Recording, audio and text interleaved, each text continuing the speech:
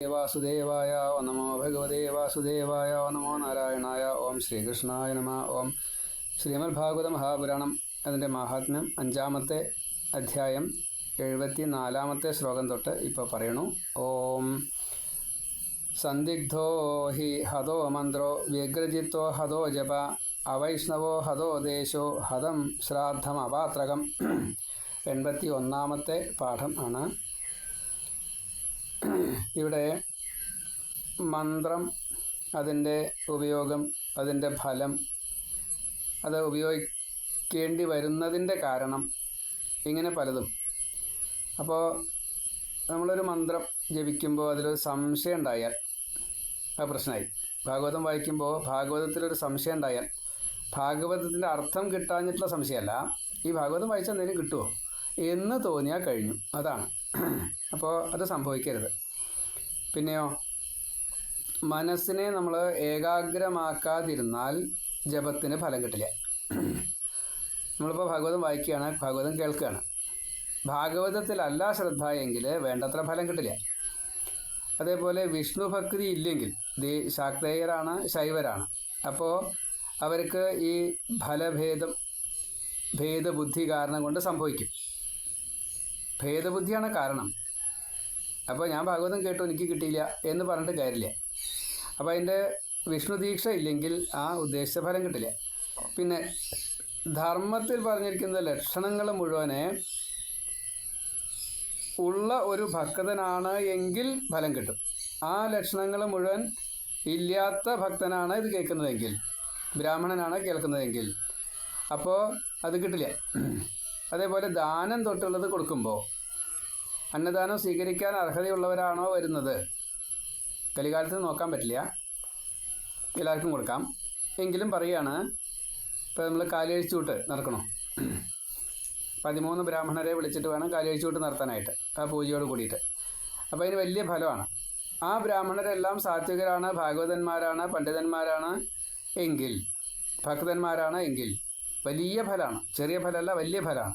അതങ്ങനെയല്ല വെച്ചാൽ അതിൻ്റെ ഫലം അത്ര കിട്ടിക്കൊള്ളുന്നില്ല. അതേപോലെ ഇപ്പോൾ ശ്രാദ്ധം ചെയ്യുകയാണ്. ശ്രാദ്ധം ചെയ്യുമ്പോൾ ഒരാളെ നമ്മൾ വിളിച്ചിട്ട് ഊട്ടണം. ആ ഊട്ടണ ആളുടെ മനസ്സ് ശരിയല്ല എങ്കിൽ, അയാൾ അത്ര ഭക്തനല്ല എങ്കിൽ ആ ഊട്ടണതിന് ഫലമില്ല. അയാൾ വന്നിട്ട് ഊണയിക്കാനാണ് വന്നുവെച്ചാൽ ആ ഊണനെ തരാവുള്ളൂ. അയാൾ വന്നിട്ട് അതിൻ്റെ ഈ ദക്ഷിണ എന്താ കിട്ടണമെന്ന് വെച്ചാൽ അതാ കണക്കാക്കിയെന്ന് വെച്ചാൽ അതുതന്നെ കിട്ടുള്ളൂ. ആ ഫലം പോരാ നമുക്ക്. നമുക്ക് ഈ ജീവനെ അങ്ങോട്ട് മുകളിലേക്ക് എത്തിക്കാനുള്ള പ്രാപ്തി ഗായത്രി ജപം കൊണ്ട്, ഭാഗവത ഉപാസന കൊണ്ട് കിട്ടണം. അങ്ങനത്തെ ഒരു ബ്രാഹ്മണനെയാണ് കൊടുക്കേണ്ടത്. മനസ്സ് ശുദ്ധി വന്നുള്ള ഒരാൾക്കാണ് ഈ ആഹാരം കൊടുക്കേണ്ടത്. അങ്ങനെ ദക്ഷിണ മോഹമില്ലാത്തതായിട്ടുള്ള ഒരാൾക്ക് ദക്ഷിണ ധാരാളം കൊടുക്കുകയും വേണം, ദക്ഷിണമോഹം ഉണ്ടാവും പാടില്ല. ദാനത്തിനെ പറ്റി ഞാൻ വിസ്തരിച്ച് പറഞ്ഞിട്ടുണ്ട്. ആർക്കാ ദാനം കൊടുക്കേണ്ടതെന്ന്? ധനവാനാണ് ദാനം കൊടുക്കേണ്ടത്. എന്നെ കടിച്ചു കയറാൻ വന്നിട്ട് കാര്യമില്ല. ആർക്കെങ്കിലും ഒന്നുമില്ലാത്തവർക്കല്ലേ ദാനം കൊടുക്കേണ്ടത് ചോദിച്ചിട്ട് കാര്യമില്ല. അതല്ല അതിൻ്റെ ദാനത്തിൻ്റെ വിധി വേറെയാണ്. അപ്പോൾ ഇവിടെ ഇതുമായിട്ട് ബന്ധപ്പെട്ടതായിട്ടുള്ള സന്ദിഗ്ധോ ഹി ഹതോ മന്ത്രോ വ്യഗ്രജിത്തോ ഹതോ ജപ അവൈഷ്ണവോ ഹതോ ദേശോ ഹതം ശ്രാദ്ധം അപാത്രകം. അപ്പോൾ ഇവിടെ വ്യഗ്രചിത്തനാവണം. വ്യഗ്രത 2 തരത്തിലാണ്. നമ്മൾ എപ്പോഴും ഒരു ജാഗ്രതയിലെത്തുക എന്ന രീതിയിൽ, അതേപോലെ കർമ്മകുശലതയോട് കൂടിയിട്ട്.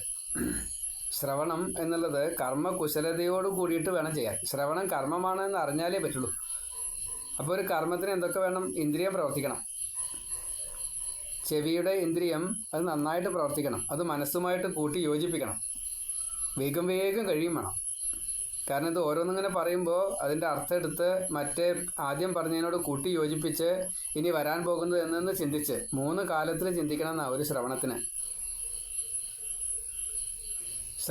3 കാലത്ത് ചിന്തിക്കണം. മുന്നേ എന്ത് പറഞ്ഞു, ഇപ്പം എന്ത് പറഞ്ഞു, ഇനി അടുത്ത് എന്ത് പറയും എന്ന് 3 ഭാവത്തിൽ ചിന്തിച്ചാലേ ശ്രവണം തന്നെ കേമാവുള്ളൂ. അപ്പോൾ അത്രയൊക്കെ നമുക്ക് പറ്റുമോ? നിശ്ചയില്ല. സംശയത്തോടു കൂടിയിട്ട് ആണെങ്കിൽ സന്ദിഗ്ധം എന്നുള്ളത് സ്വതേ അങ്ങടോ ഇങ്ങടോ അതുപോലെ ഒരു സന്ദിഗ്ധ ഘട്ടത്തിലാണ് ഞാനത് ചെയ്ത്. അപ്പോൾ ഒരു ഇനി എന്താ ചെയ്യേണ്ടതെന്നുള്ളൊരു അങ്ങനത്തെ ഒരു അവസ്ഥയിലൊക്കെയാണല്ലോ നമ്മൾ കണക്കാക്കുക. അങ്ങനെയല്ല, ഒരു സംശയം എന്നുള്ള അർത്ഥത്തിലാണ് സ്വതേ വരിക സന്ദിഗ്ധം. സംശയത്തോട് കൂടിയിട്ട് അങ്ങനെ കിട്ടുമോ ഇതെല്ലാവരും കൂടി ചെയ്യുന്നുണ്ട്, അപ്പോൾ ഞാനും ചെയ്യാതിരുന്നാൽ എനിക്ക് പ്രശ്നമാകുമോ എന്ന രീതിയിൽ, അതാണ് സന്ദിഗ്ധം വാക്ക് ഉപയോഗിക്കാനുള്ള കാരണം. അങ്ങനെ സംശയത്തോട് കൂടിയിട്ടാണ് ഈ മന്ത്രജപവും ഭാഗവതം വായനയും. ഭാഗവതം കേൾക്കലിപ്പോൾ ഭാഗവതം വായിച്ചുകൊണ്ടിരിക്കുകയാണ്, അല്ലെങ്കിൽ ഭാഗവതം വായന ഇതാ നടക്കാൻ പോവുകയാണ്. അപ്പോൾ അതിന് ഞാൻ പൈസ കൊടുത്തിട്ടില്ല അച്ചാൽ, ഞാൻ അവിടെ ഒന്ന് പോയിട്ട് തൊഴുതിട്ടില്ല അച്ചാൽ, ഞാൻ കുറച്ച് നേരം അവിടെ ഇരുന്നിട്ടില്ല അച്ചാൽ, ഇങ്ങനെ ഒരുട്ടം സംശയങ്ങൾ ഇങ്ങനെ തോന്നുക. അങ്ങനെ തോന്നിയാലും ഭാഗവതത്തിനൊരു പ്രത്യേകത ഉണ്ട്. ഭാഗവതത്തിന് മാത്രമുള്ള പ്രത്യേകതയാണ് ഭഗവാൻ ഭാഗവതത്തിലേക്ക് ഇങ്ങോട്ട് വലിക്കും ഈ ജീവനെ. അതിപ്പോൾ പൂജയ്ക്കോ അല്ലെങ്കിൽ അതിനൊന്നും അതില്ല, ബാക്കി ഒരു വിധിക്കും ഇതില്ല. ഭാഗവതത്തിന് മാത്രമേ ഉള്ളൂ. യജ്ഞമായിട്ട് ജ്ഞാനയജ്ഞമായിട്ട് നടത്തുന്നതിന് മാത്രമേ ഉള്ളൂ. ഈ ഹോമ ആചാരത്തോട് കൂടിയിട്ട് ചെയ്യുന്ന യാഗങ്ങൾക്ക്, വലിയ യാഗങ്ങൾക്ക് ഈ ആകർഷണമില്ല. അവിടെ ആകർഷണം ഇപ്പോൾ തോന്നിക്കുന്നത് നമുക്ക് തോന്നാറുണ്ടല്ലോ, ആകർഷണം മറ്റേ യാഗത്തിന് എന്തൊരു തിരക്കാ, ലക്ഷം ആൾക്കാരാണ് വന്ന് എന്നൊക്കെ തോന്നുന്നുണ്ടല്ലോ. അപ്പോൾ അതിലെന്താ ഉള്ളത് നിശ്ചയില്ലാത്തതുകൊണ്ടാണ്. അവിടെ എന്തോ ചെന്നാൽ കിട്ടൂത്രേ, ഒന്നും ചെന്നാൽ കിട്ടില്ല. അങ്ങനെ കിട്ടൽ എളുപ്പമല്ല. യാഗത്തിനൊന്നും പോയാൽ ഒന്നും കിട്ടൽ എളുപ്പമല്ല. പക്ഷേ ഒരു ഭാഗവത യജ്ഞത്തിൽ പോയാലോ പലതും കിട്ടുകയും ചെയ്യും. അതിലാണ് കിട്ടുക, മറ്റേതിൽ കിട്ടില്ല. കാരണം അത് കിട്ടില്ല വെച്ചാൽ അത് മേടിക്കാനുള്ള അർഹതയില്ല, നമുക്ക് മേടിക്കാനുള്ള കഴിവുമില്ല. ഇവിടെ മേടിക്കാനുള്ള കഴിവുണ്ട്, അതിനെ ശ്രദ്ധിക്കണില്ല എന്നേ ഉള്ളൂ. അപ്പോൾ അത് കൊടുക്കണ ആളും മനസ്സിരുത്തണം, ഈ സ്വീകരിക്കണ ആളും മനസ്സിരുത്തണം. ജ്ഞാനയജ്ഞത്തിൻ്റെ ഏറ്റവും വലിയ പ്രശ്നം അതാ. അത് വേണ്ട രീതിയിലാണെന്ന് വെച്ചാൽ വളരെ എളുപ്പമാണ്, വേണ്ടാത്ത രീതിയിലാണെങ്കിൽ അത് വളരെ വിഷമവുമാണ്. വിദ്വേഷം ഉണ്ടാക്കുന്ന രീതിയിൽ ഉണ്ടായിട്ട് കാര്യമില്ല. അപ്പോൾ ജ്ഞാനയജ്ഞം എന്നുള്ളത് ഈ ഭാഗവത ഉപാസകന്മാർക്ക് ഇതിൽ നിന്ന് എന്തെങ്കിലും കിട്ടും എന്നുള്ള ഉറപ്പിക്കുന്ന ഈ ശ്ലോകങ്ങളൊക്കെ ശ്ലോകമന്ത്രങ്ങളാണ്. അപ്പോൾ ശ്ലോകമന്ത്രങ്ങളിൽ തന്നെ മൂലമന്ത്രങ്ങളുണ്ട്.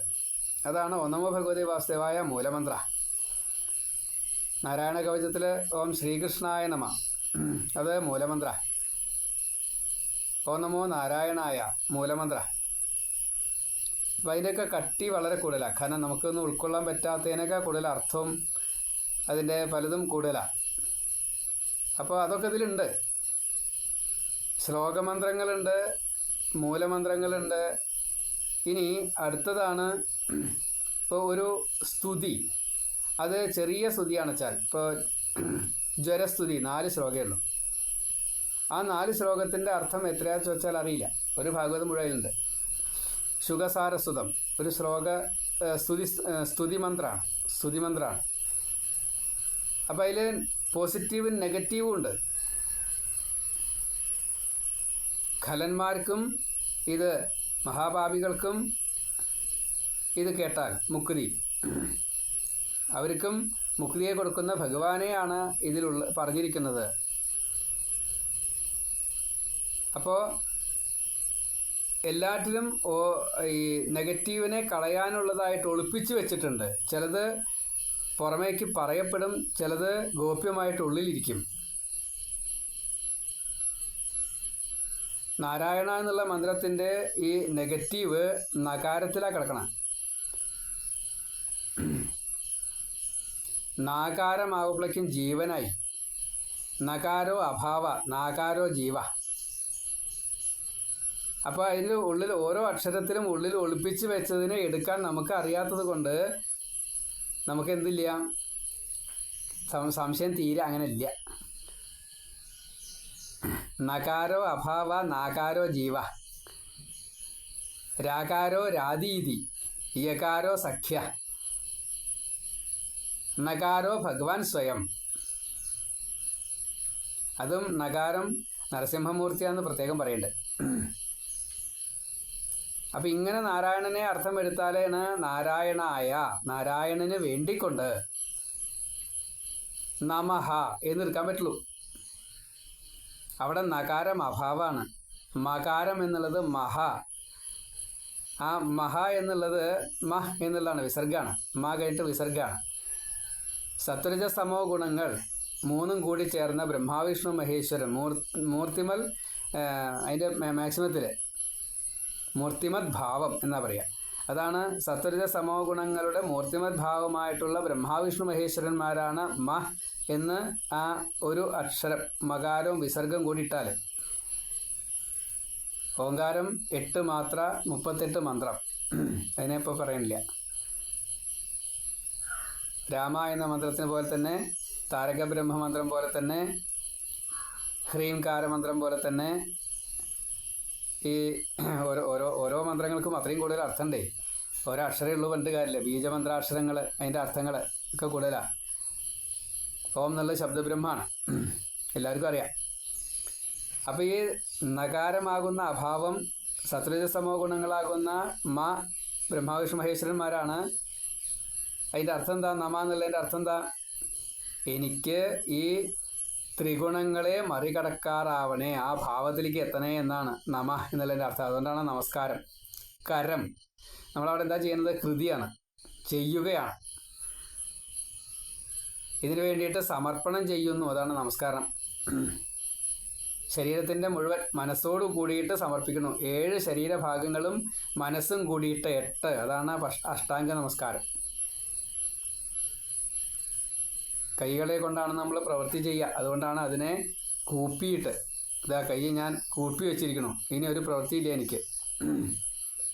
പഞ്ചഭൂതങ്ങളാണ് വിരലിലൊക്കെ ഇരിക്കുന്നത്. അതിൻ്റെ അധിഷ്ഠാന ദേവതകളാണ്. രണ്ടിനെയും കൂടി കൂട്ടിച്ചേർത്തു. ഇതൊന്നുമില്ല കേട്ടോ, ഇനി എനിക്ക് കർമ്മമില്ല, കർത്താവില്ല, ക്രിയയില്ല, കർമ്മമില്ല. അതാണ് അഞ്ജലിബദ്ധത്തിൻ്റെ അർത്ഥം. തൊഴണേൻ്റെ അർത്ഥം അതാ. തൊഴ എന്നുള്ളത് നമസ്കരിച്ചുകൊണ്ട് തൊഴാണ്, ഭൂമിയെ തൊട്ടുകൊണ്ടാണ്. കൈ ശിരസിൻ്റെ മീതെ വരണം, ഭൂമിയെ തൊട്ടുകൊണ്ട്. നെറ്റി ഭാലം അല്ലേ? നെറ്റി ആജ്ഞാചക്രത്തിൻ്റെ തൊട്ട് മീതെയാണ്. ഭാലം എന്നുള്ളത് നെറ്റിയാണ്, ആജ്ഞാചക്രം എന്നുള്ള ഭ്രൂമധ്യമാണ്. ആ ആജ്ഞ ഇരിക്കുന്നതിൻ്റെ ഈ ജീവൻ അവിടെ ഇരിക്കണം, ആജ്ഞാചക്രത്തിലാണ് ജീവൻ ഇരിക്കുന്നത്. അതിൻ്റെ തൊട്ട് മീതെയാണ് ഈ ഭാലം, നെറ്റി. ആ നെറ്റി ഭൂമിയിൽ തൊട്ടുകൊണ്ടാണ്, കാരണം നമ്മൾ സമർപ്പിച്ചു കഴിഞ്ഞു.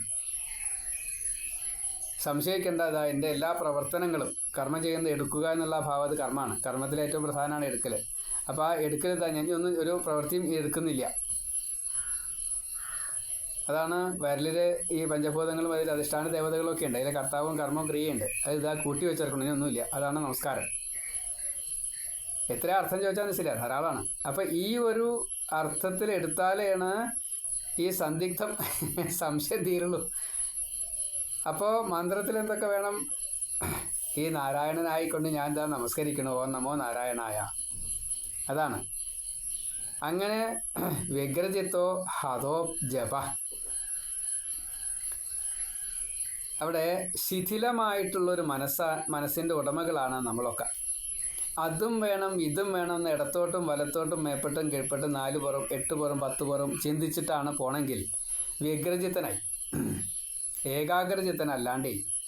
ഏകാഗ്രചിത്തന് ഇത് കിട്ടും, വ്യഗ്രചിത്തന് കിട്ടില്ല. അപ്പോൾ വ്യഗ്രചിത്തനും കിട്ടും. എങ്ങനെ?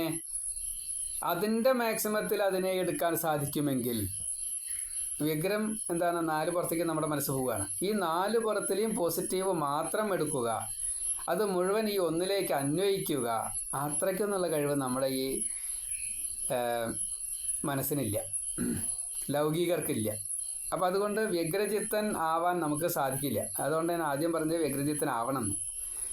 വ്യഗ്രചിത്തനാവാൻ നമുക്ക് കഴിവില്ല എന്നുള്ളത് കൊണ്ട് വ്യഗ്രചിത്തനാവരുത്. അപ്പോൾ ഇത് ശ്ലോകം വ്യാഖ്യാനിക്കുമ്പോൾ പകുതി വെച്ച് കേട്ടു, ഇടയ്ക്ക് വെച്ച് ഇത് ഓഫാക്കിയാൽ അപ്പോൾ പൂർണ്ണമായിട്ട് കിട്ടില്ല. എന്നിട്ട് അതങ്ങനെയാ എന്ന് പറഞ്ഞിട്ട് കുറ്റം പറഞ്ഞ് പോവരുത്. മുഴുവൻ കേൾക്കണം. മുഴുവൻ കേൾക്കാതെ കൊണ്ട് നമ്മൾ മനസ്സിലാക്കിയിട്ട് പറയുമ്പോൾ, മനസ്സിലാക്കാതെ പറയുമ്പോഴും വ്യത്യാസങ്ങൾ ചിലപ്പോൾ വരും. അപ്പോൾ അങ്ങനെ അബദ്ധം പറ്റരുത്. അപ്പോൾ വ്യഗ്രചിത്തനാവണം, അത് നമ്മൾ കൂട്ടിയാൽ പറ്റില്ല. ഏകാഗ്രചിത്തത ആദ്യം കിട്ടട്ടെ, എന്നിട്ട് മതി വ്യഗ്രചിത്ത കേൾക്കാം.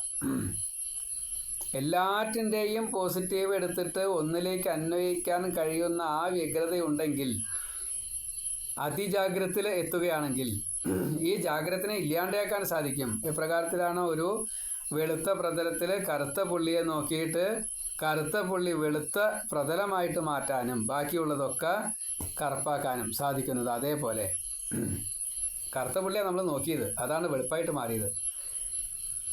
4 പുറം വെളുപ്പാണ്. ആ വെളുപ്പ് മുഴുവൻ കറുപ്പായി മാറി. കറുപ്പില്ല, മുഴുവൻ വെളുപ്പായിട്ട് മാറി. അതാണ്.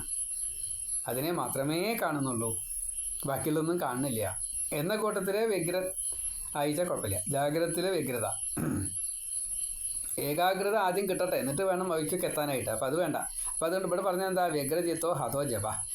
ഇങ്ങനെ അതും ഇതുമൊക്കെ കൂടി ചിന്തിച്ചിട്ട് ഓനമോ നാരായണായ ഓനമോ നാരായണ എന്ന് പറഞ്ഞിട്ട് കാര്യമില്ല. എന്താ കാരണം, ഈ ഓനമോ നാരായണ ആയാലും കിട്ടണില്ല, ബാക്കിയുള്ളവർക്ക് കിട്ടുന്നുണ്ട്. അപ്പുറത്ത് കിളിയുടെ ശബ്ദം കേൾക്കാണ്ട്, ചീവീടിൻ്റെ ശബ്ദം കേൾക്കാണ്ട്, ഭാഗവതത്തിൻ്റെ ശബ്ദം ഒഴിച്ച് ബാക്കിയൊക്കെ കേൾക്കാണ്ട്. കാരണം ഈ ഡിസ്റ്റർബൻസിലാണ് നമ്മുടെ ശ്രദ്ധ എത്തിയത്. ഈ കേൾക്കണ ശബ്ദത്തിലല്ല ശ്രദ്ധ എത്തിയത്. അതാണ്. അപ്പോൾ വ്യഗ്രജിത്തോ ഹതോ ജപ. അപ്പോൾ ജപത്തിൻ്റെ ഫലം ഇല്ലാണ്ടേ. ഇനിയോ അവൈഷ്ണവോ ഹതോ ദേശോ. കുറച്ച് കടത്തി പറഞ്ഞെടുക്കുക കേട്ടോ. വിഷ്ണു ഭക്തനല്ലാത്ത ഒരാൾ ആ ദേശത്തുണ്ടായ ആ ദേശം നശിച്ചു എന്നാണ്.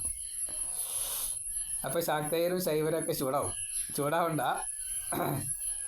ഭഗവാൻ തന്നെ ഭദ്രകാളിയായിട്ട് പല പുരാണങ്ങളിലും പറഞ്ഞിട്ടുണ്ട്. മഹാദേവൻ വിഷ്ണുവിൻ്റെ രൂപത്തിലും വിഷ്ണു മഹാദേവൻ്റെ രൂപത്തിലും. അതിനെ ചിന്തിക്കാറായ ഈ സംശയം തീർന്നു. അജ്ഞാന ഗ്രന്ഥി ഭേദനം, സംശയഗ്രന്ഥി ഭേദനം സംഭവിക്കും. അതല്ല വെച്ചാൽ പ്രശ്നമാണ്. അപ്പോൾ അവൈഷ്ണവോ ഹതോ ദേശോ, ഹതം ശ്രാദ്ധം അപാത്രകം. ഇവിടെ ബലിതർപ്പണം എന്നുള്ളത് എനിക്ക് കണക്കാക്കണ്ട. ശ്രദ്ധയോടുകൂടി ചെയ്യുന്ന എല്ലാ കർമ്മങ്ങളും അത് ശ്രാദ്ധത്തിന് അതാ പേരിട്ട് അത്രയേ ഉള്ളൂ. എല്ലാറ്റിൻ്റെയും വാക്കുകൾക്ക് അർത്ഥം ഏകാർത്ഥം നേരിട്ട് ഉദിച്ച് കാണും വാച്യാർത്ഥമായിട്ട്. അതല്ലാതെ കണ്ടും ഇതിലൊക്കെ അർത്ഥം കിടക്കുന്നുണ്ട്. അത് അക്ഷരങ്ങളുടെ അർത്ഥം മനസ്സിലാക്കുമ്പോൾ നമുക്ക് മനസ്സിലാവും. ഉച്ചാരണത്തിനടക്കം അത് നല്ലോണം ബാധിക്കും ചെയ്യും. അതാണ്. അപ്പോൾ സംശയം തോന്നരുത്. സന്ദിഗ്ധോഹി ഹതോ മന്ത്രം. അപ്പോൾ മന്ത്രത്തിൻ്റെ ഫലം സംശയമുള്ള ആർക്ക് പറ്റില്ല. വ്യഗ്രജിത്തോ ഹതോ ജപം. ഈ ജപിക്കുന്ന സമയത്ത് മനസ്സങ്ങടും ഇങ്ങോട്ടൊക്കെ പോയി കഴിഞ്ഞാൽ ജപത്തിൻ്റെ ഫലം ഇല്ലാണ്ടേ. അവൈഷ്ണവോ ഹതോ ദേശോ. വിഷ്ണു ഭക്തനല്ലാച്ചാൽ, വിഷ്ണു ഭക്തൻ ഒരാളെങ്കിലും ആ ഗ്രാമത്തിൽ ഇല്ലാക്കിയാൽ ദേശം നശിക്കും. അതേപോലെ ഹതം ശ്രാദ്ധം അപാത്രകം. ഒരു ശ്രദ്ധയില്ലാത്ത രീതിയിൽ ശ്രാദ്ധം ചെയ്തരുത്. ശ്രാദ്ധത്തിൻ്റെ സമയത്ത് ഈ ഊണ് കഴിക്കുന്നയാൾ നല്ലവനല്ലെങ്കിൽ ആ ശ്രാദ്ധത്തിന് ഫലമില്ല. ഇങ്ങനെയെല്ലാം കുറേ കാര്യങ്ങൾ പറഞ്ഞു.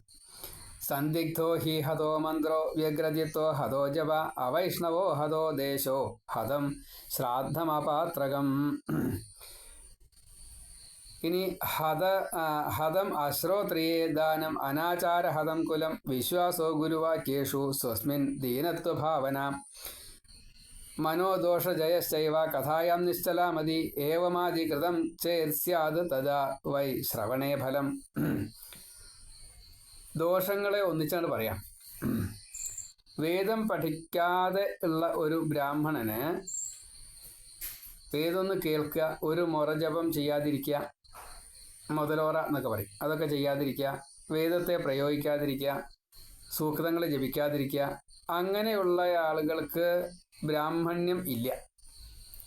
അപ്പോൾ അവർ ഈ പൂജയ്ക്ക് കാലഴിച്ചു കൂട്ടാനോ ശ്രാദ്ധത്തിന് ഉണഴിക്കാനോ ശ്രമിച്ചിട്ട് കാര്യമില്ല, വിളിച്ചിട്ട് കാര്യമില്ല. ദാനം കൊടുക്കാനൊന്നും വിളിച്ചിട്ട് കാര്യമില്ല. സദാചാരം ഇല്ലാത്ത ആ ആളെ കുലം നശിപ്പിക്കും, കുലം പരമ്പര ഇല്ലാണ്ടാവും. അതേപോലെ തന്നെ അത് സങ്കരം ആയിട്ട് മാറും. അതേപോലെ ദേശവും നശിക്കും, കുലം നശിക്കും, ദേശം നശിക്കും, ആ വ്യക്തി നശിക്കും, വീടും നശിക്കും. അപ്പോൾ ഗുരുവാക്യങ്ങളിൽ ഈ ശ്രദ്ധയോട് കൂടിയിട്ട് വിശ്വാസത്തോട് കൂടിയിട്ട് ഇരിക്കുന്ന ഒരാളാണെങ്കിൽ അപ്പോൾ ഈശ്വരനിൽ വിശ്വാസം ഉണ്ടാവും, ഭാഗവതത്തിൽ വിശ്വാസം ഉണ്ടാവും, ഭക്തന്മാരെ ആശ്രയിക്കും, ഭക്തന്മാർക്ക് സേവനം ചെയ്യും.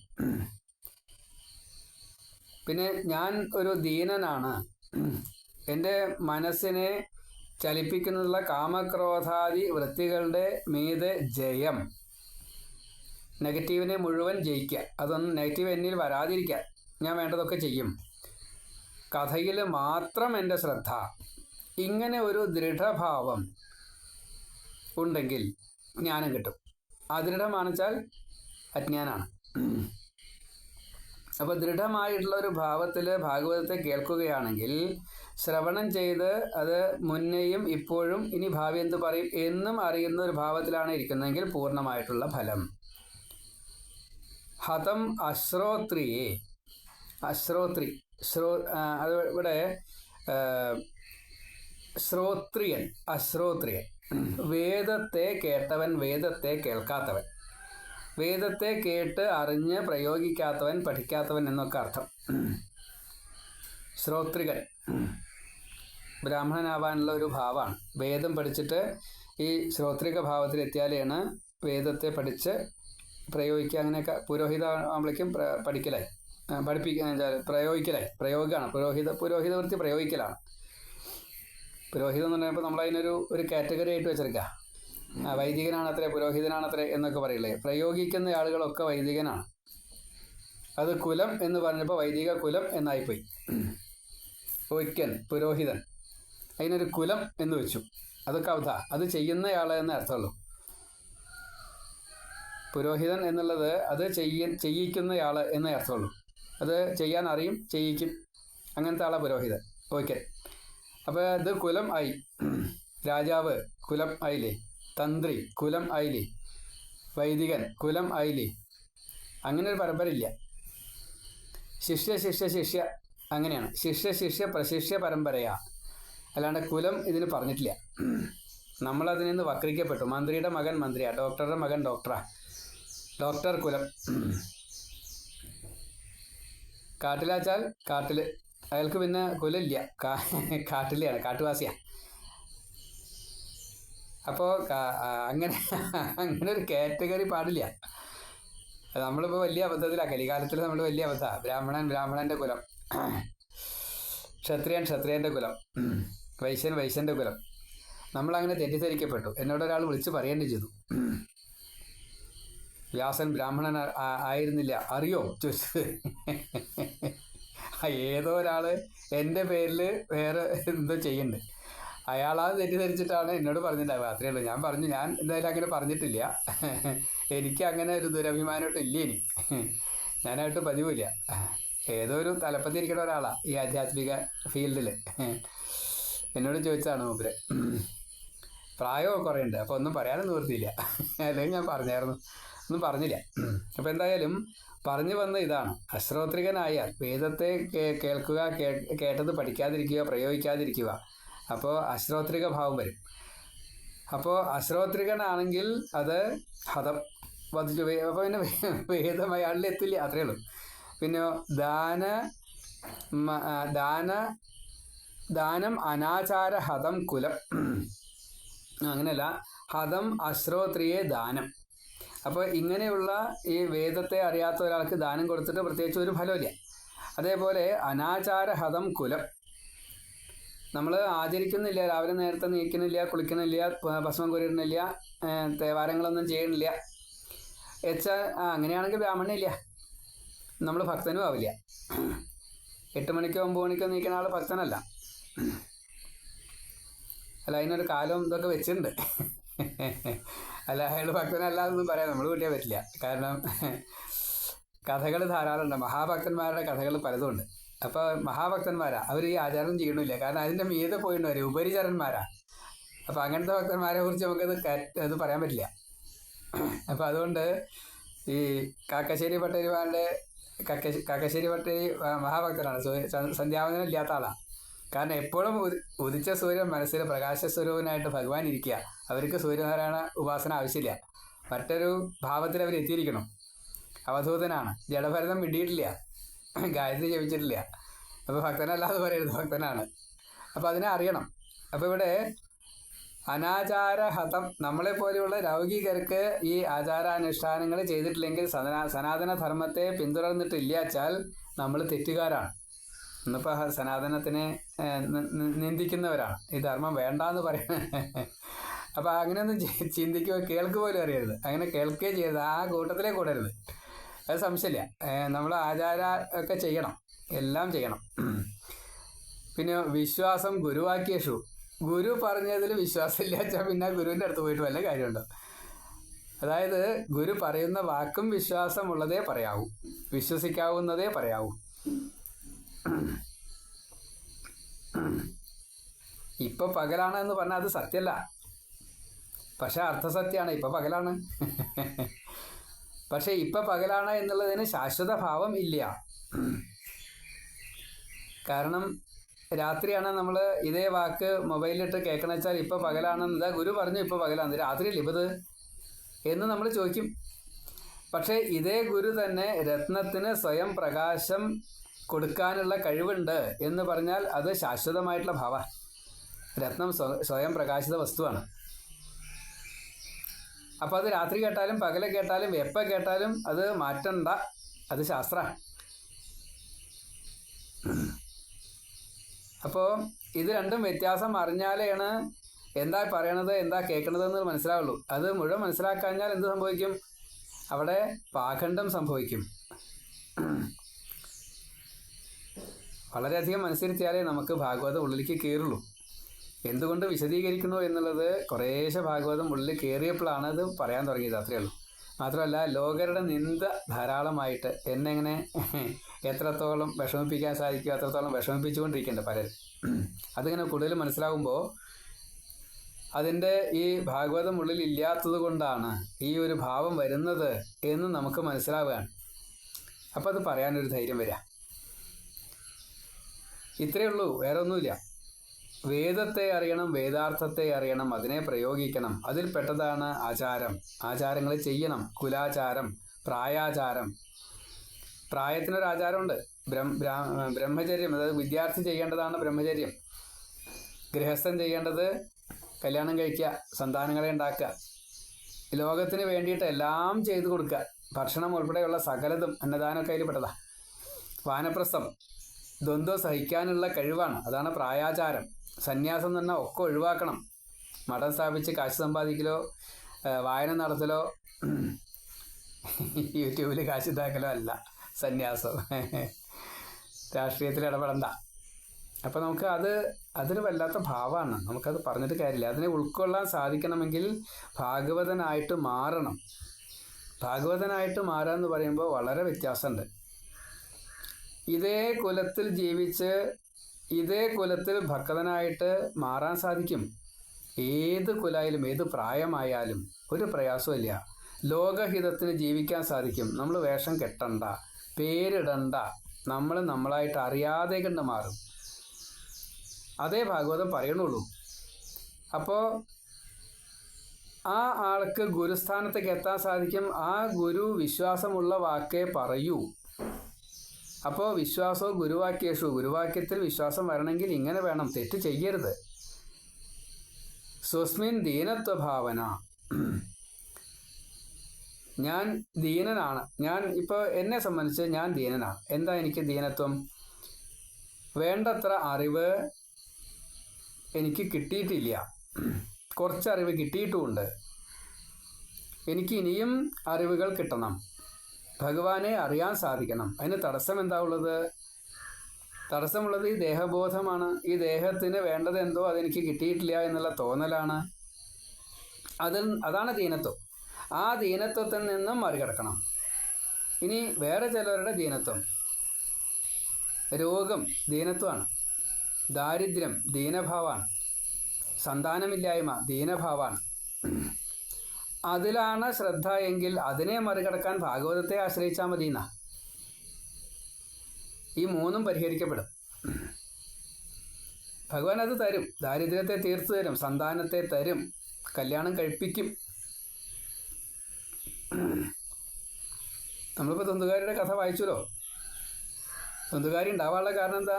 ആത്മദേവന്റെ ഈ ദീനഭാവമാണ്. യതി അതിനെ പരിഹരിച്ചു. ഭഗവാൻ അവിടെ വന്നു. അത് മാത്രമല്ല പരിഹരിച്ചത്, ഈ ആത്മദേവനെ മുക്തിയിലേക്ക് നയിക്കാനുള്ള ഗോകർണനെ കൊടുത്തു. അപ്പോൾ ഈ ഭാഗം മാത്രം വായിച്ചാൽ മതി, ഭാഗവതം വായിക്കേണ്ടെന്നാണ് ഇനി ഫലശ്രുതി പറയാൻ പോകുന്നുണ്ട്. നമുക്ക് കേൾക്കാതെ. എന്തുകൊണ്ട് ഭാഗവതത്തെ ആശ്രയിക്കുമ്പോൾ നാം ഉയർന്നു വരണു? ഇതാണ് കാരണം. ആത്മദേവന്റെ ഈ ഭാവത്തെ കാണിച്ചു തന്നു, മകനെ തന്നു. മകൻ കുരുത്തക്കെട്ടവനായി. മറ്റൊരു മകൻ തന്നെ പോലും ഉയർത്താൻ, മുക്തിയിലേക്ക് എത്തിക്കാൻ ജ്ഞാനമുള്ളതായിട്ടും കിട്ടി. അപ്പോൾ ഈ പ്രകൃതിയിലെ ഈ പ്രപഞ്ചത്തിൽ രണ്ടുമുണ്ട്. ഈ രണ്ടിനെയും നമ്മൾ അറിയണം. ദോഷത്തെ വേണ്ടാന്ന് വെക്കണം. ആത്മദേവൻ ഈ ദോഷത്തെ ഒഴിവാക്കി സ്വയമേവ അവിടെ നിന്നും പോയി. ഗോകർണൻ്റെ ജ്ഞാനത്തെ കേട്ടു, അതനുസരിച്ച് ജീവിച്ചു, മുക്തി നേടി. പ്രപഞ്ചത്തിൻ്റെ ഈ ചീത്തകളെ നമ്മൾ ഒഴിവാക്കി വേണ്ടു.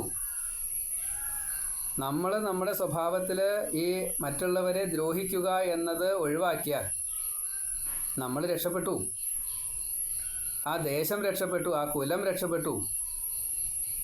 നമ്മൾ ദ്രോഹിക്കുന്നവർ അനുഭവിക്കുന്നതായിട്ടുള്ള ആ ദോഷത്തിൻ്റെ ശാപത്തിൽ നിന്ന് നമ്മൾ രക്ഷപ്പെട്ടു.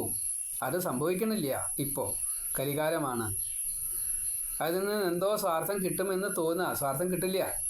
താൽക്കാലികമായിട്ടുള്ള നേട്ടമാണ്. ആ നേട്ടം വലിയ ദോഷത്തിലേക്കാണ് എത്തിക്കുക. അതിനെ അറിയണില്ല. അപ്പോൾ നമ്മൾ ദീനത്വഭാവം അതെന്താണെന്ന് അറിയണം. സ്വസ്മിൻ ദീനത്വഭാവന. ഗുരുവിൽ നിന്നാണ് ഈ ദീനത മാറ്റാൻ നമുക്ക് അറിവ് കിട്ടുള്ളൂ. അതിനാണ് വിശ്വാസം ഗുരുവാക്യത്തിൽ വേണമെന്ന് പറയാനുള്ള കാരണം. ഇനി മനോദോഷ ജയശ്ചൈവ, മനസ്സിൻ്റെ ദോഷങ്ങളാണ് ഇത്. എന്ത് ഷഡ്വൈരി, ഷഡൂർമി, ഷഡരി എന്നുള്ളതൊക്കെ മനസ്സിൻ്റെ ദോഷങ്ങളിൽ നിന്ന് വരുന്നതാ. ഒക്കെ ദേഹത്തിലേക്കാണ് വരിക. കാമക്രോധ ലോഭ മോഹ മത മാത്സര്യ, ഇന്ദ്രിയ പ്രീത്യർത്ഥം വേണം, അത് ഇതും കിട്ടലേ എന്നുള്ളത്, ഈർഷ്യ, ആലസ്യം, മടി. അപ്പോൾ ഇതൊക്കെ നമുക്ക് പഞ്ചക്ലേശങ്ങളും അജ്ഞാനവും അവിദ്യം മോഹം മഹാമോഹം താമിശ്രം അന്ധതാമിശ്രം എന്നൊക്കെ പറഞ്ഞതേ. അതേപോലെ ആധ്യാത്മികം ആധിഭൗതികം ആധി ദൈവികം ശോകമോഹ ഭയാദികൾ. അപ്പം ഇങ്ങനെ ഓരോന്നും നമ്മളെ ബാധിക്കുന്നത് എന്തുകൊണ്ടാണ്? അവിദ്യ, അസ്മിത, രാഗം, ദ്വേഷം, അഭിനിവേശം വരാനുള്ള കാരണം എന്താ? ഈ അജ്ഞതയാണ്. അപ്പം ഈ മനോദോഷങ്ങൾ മുഴുവൻ 72 അതിനെ ജയിക്കാൻ വേണ്ടിയിട്ട് കഥായാം നിശ്ചലാമതി. ഈ കഥയിൽ, ഭാഗവത കഥയിൽ നിശ്ചലമായിട്ടുള്ള ഒരു ബുദ്ധിയെ വെക്കലാണ് വേണ്ടത്. അത് വെച്ചാൽ മതി, എന്നാൽ രക്ഷപ്പെട്ടു. ഏവമാധികൃതം ചെയ്ത് സ്യാദ്, ഉറപ്പിക്കണം. അത് തന്നെ സ്യാദ്, അത് തന്നെ ആവണം. ഏവമാധികൃതം, ഇതിനെയെല്ലാം നെഗറ്റീവ്സിനെല്ലാം ഒഴിവാക്കുകയും വേണം. അങ്ങനെയാണെങ്കിൽ തഥാ വൈ ശ്രവണേ ഫലം, അപ്പോഴാണ് ശ്രവണത്തിൻ്റെ ഫലം കിട്ടുള്ളൂ. ഇപ്പോൾ വളരെയധികം മനസ്സിലാക്കണം. പറയുന്നതിനെ കേൾക്കാൻ ആദ്യം എന്താ ചെയ്യുക? ഈ പറയുന്ന ആൾ ആരാ നോക്കും, എത്ര യശസ്സുണ്ട്, എന്തൊക്കെയുള്ളത് നോക്കും. ഈ എന്താ പറഞ്ഞത് എന്നുള്ളതോ ലവലേശം നോക്കൂല. പറയുന്നത് ഈ പറയുന്നയാളുടെ സ്വാർത്ഥത്തിന് വേണ്ടിയിട്ടാണോ, അതോ പറയുന്നത് കേൾവിക്കാരൻ്റെ ആവശ്യത്തിന് വേണ്ടിയിട്ടാണോ, കേൾവിക്കാരനെ ഉദ്ധരിക്കാൻ വേണ്ടിയിട്ടാണോ? ഇതിനെ ആദ്യം ചിന്തിച്ചാലാണ് അവിടെ കേട്ടിരുന്നിട്ട് കാര്യമുള്ളൂ. അത് സംഭവിക്കുന്നില്ലെങ്കിൽ അവിടെ ഈ ഉദ്ധാരണം നടക്കില്ല, ഉദ്ധരണം നടക്കില്ല. ആചാര്യനാണ് ഉദ്ധാരണം ചെയ്യേണ്ടത്, അതായത് ഇവരെ ഉദ്ധരിക്കുക എന്നുള്ളത്. നമ്മൾ സ്വയം ഉദ്ധരിക്കുകയാണ് വേണ്ടത്. അത് നടക്കില്ല. അന്യൻ്റെ കുറ്റം കണ്ടുപിടിക്കുക ഇവിടെ. അപ്പോൾ നമ്മുടെ മനസ്സ് കലുഷായി, കിട്ടേണ്ടത് കിട്ടില്ല. അതുകൊണ്ടാണ് ഈ ആർക്ക് ധുന്ധുകാരിക്ക് മുക്തി കിട്ടിയത്. ഇവിടെ ബാക്കിയുള്ള ആളുകൾ കേൾക്കുന്നുണ്ടെങ്കിലും മുക്തി കിട്ടാതിരിക്കാനുള്ള കാരണം അവിടെ ന്യൂനം വന്നു. അപ്പോൾ ഇങ്ങനെയൊക്കെ വേണം ഇത് കേൾക്കാൻ. ഹതം അശ്രോത്രിയേ ദാനം. അപ്പോൾ ദാനം എന്നുള്ളത് ഈ വേദത്തെ അറിഞ്ഞ് പ്രയോഗിച്ച് നന്നായിട്ട് അതിൻ്റെ ഏറ്റവും മാക്സിമം പോസിറ്റീവ് അവർക്ക് കൊടുത്താലേ ദാനാവുള്ളൂ, അതിൻ്റെ ഫലം കിട്ടുള്ളൂ. അതേപോലെ അനാചാര ഹതം കുലം, ആചരിക്കുന്നില്ല എങ്കിൽ ആ കുലത്തെ തന്നെ നശിപ്പിക്കും ഈ വ്യക്തി. അതേപോലെ വിശ്വാസവും ഗുരുവാക്യേഷു, ഗുരുവാക്യത്തിൽ വിശ്വാസം വേണം. സ്വസ്മിൻ ദീനത്വഭാവന, ഞാൻ എൻ്റേതായിട്ടുള്ള നെഗറ്റീവ്സിനെ മുഴുവൻ അറിയണം. അതാണ് ദീനത്വം. എനിക്കൊരു അറിവുമില്ലേ, എനിക്കിതൊന്നും കേട്ടാൽ പറ്റില്ലേ, ഞാൻ അങ്ങടൊന്നുമില്ലേ എന്ന് വിചാരിക്കുകയല്ല വേണ്ടത്. അപ്പോൾ അതുകൊണ്ട് ദീനത്വഭാവം എന്നുള്ളത് അജ്ഞതയാണ്, ഈ അറിവ് ഇല്ലായ്മയാണ്. അതാണ് ദീനത്വം. ശരിക്കും പറഞ്ഞാൽ ദീനത്വം അതാണ്. പക്ഷെ അനുഭവിക്കുന്നത് രോഗം, ദാരിദ്ര്യം, അനപത്യത തൊട്ടുള്ള നമ്മളെ അവമാനിക്കൽ, ഇങ്ങനെയുള്ള കാര്യങ്ങളാണ്. നമ്മളെ നഷ്ടപ്പെടുത്തൽ, നമ്മളെ ദ്രോഹിക്കൽ, ഇതൊക്കെയാണ് നമ്മൾ അനുഭവിക്കുന്നതായിട്ടുള്ള ദീനത്വം. അപ്പോൾ എനിക്ക് ആ ദീനത്വത്തെ ഇല്ലാണ്ടാക്കാൻ സാധിക്കുമെങ്കിൽ, ഞാൻ ആ ദീനത്വത്തെ ഇല്ലാണ്ടാക്കുകയാണെങ്കിൽ ഞാനൊരു ഗുരുവാണ്, ഞാനൊരു ആചാര്യനാണ്. മറ്റൊരാൾക്ക് വേണ്ടിയിട്ട് അത് ചെയ്യുമ്പോൾ ഞാനതൊരു വിപ്രനായിട്ട് മാറി. അത്രയേ ഉള്ളൂ. അത് എല്ലാവരും ചെയ്യണം എന്നാണ് ഭാഗവതം പറയണത്. അങ്ങനെ ആയാൽ നമ്മൾ ഓരോരുത്തരുടെയും ഈ മനോദോഷ ജയശ്ചൈവ ജയഃ ച ഏവ മനോദോഷ ജയഃ ച ഏവ മനസ്സിൻ്റെ ഈ കന്മഷമാകുന്ന ദോഷം അതിനെ ജയിക്കാൻ സാധിക്കും.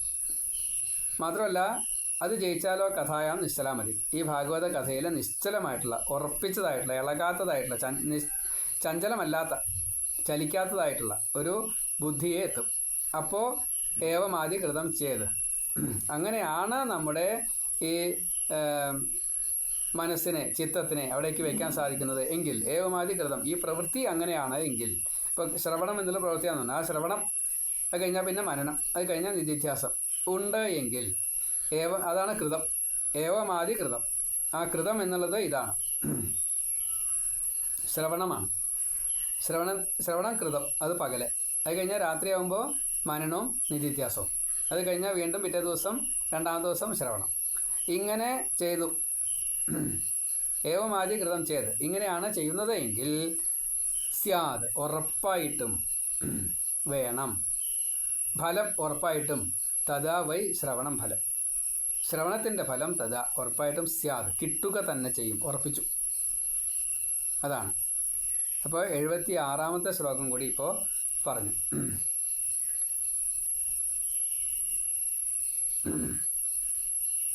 81ാമത്തെ ഭാഗമായിട്ടാണ് ഇപ്പോൾ 76ാമത്തെ ശ്ലോകം കൂടി പറഞ്ഞത്. കുറച്ച് വ്യാഖ്യാനിച്ചു, കാരണം 36 മിനിറ്റായി.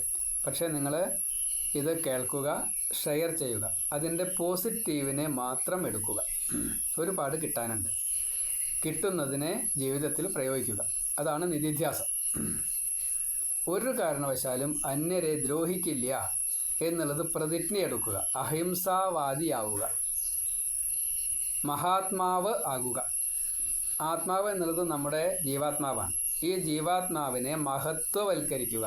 അത് മറ്റൊരാൾ പറയൊന്നും വേണ്ട. നമ്മളാൽ സ്വയമേവ ഞാൻ മഹാത്മാവാണ് എന്ന് നമ്മൾ സ്വയം തീരുമാനിക്കണം. അപ്പോഴേ അത് പ്രവൃത്തിയിലേക്ക് എത്തുന്നു.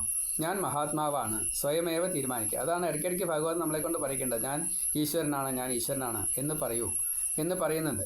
അപ്പോൾ നമ്മളിത് പറഞ്ഞുകൊണ്ടിരിക്കണം, എന്നാലേ നമുക്ക് ഈശ്വരനാവാൻ പറ്റൂ. അപ്പോൾ അതിന് വേണ്ടിയിട്ടാവണം ഈ 3 ശ്ലോകങ്ങളെ കേൾക്കൽ. ഭഗവാൻ നിങ്ങളെ അനുഗ്രഹിക്കുമാറാകട്ടെ. സർവത്ര നിങ്ങളെ എന്നല്ല, നമ്മളെ എല്ലാവരെയും ഒരുപോലെ. സർവത്ര ഗോവിന്ദ നാമ സങ്കീർത്തനം. ഗോവിന്ദ ഗോവിന്ദ നാരായണ.